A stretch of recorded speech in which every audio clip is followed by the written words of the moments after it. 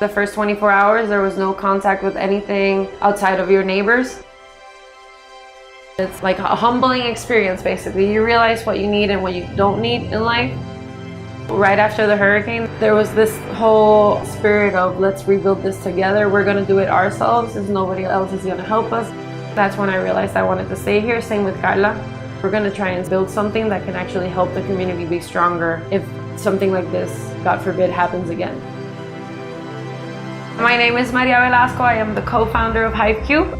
My partner, Carla, she's an architect, and after she graduated from her master's in architecture, she started working for FEMA right after the hurricane. And while she was working there, she saw how much destruction there was around the island. And she realized that most people lived in houses that weren't constructed with the proper housing codes.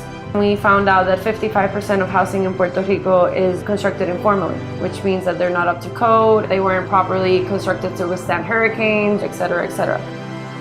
Carla worked in Berlin and in Africa with low-income housing, and she knows that shipping containers have been used around the world as housing. It's just new to this part of the world, and that's where HiveCube comes in.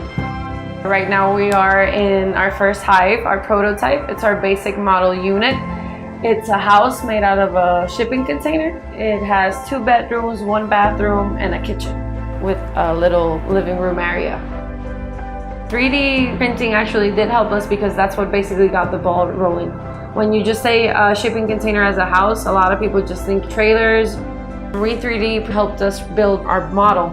Once we actually had the model, everybody was excited, everybody wanted to take the meetings, everybody wanted one. Our goal is to establish a manufacturing facility where the hives can be made in less than 2 months. And we want to increase production, be able to respond to disaster relief if there's anything around the island or around the Virgin Islands, Latin America, the US. We've been trying to go to the communities that have been most affected and see how we can work with them. We've been trying to make sure that we build something that's actually nice to live in, not just something cheap and fast, something that people would actually want to own and they're proud of and that they feel comfortable and safe with.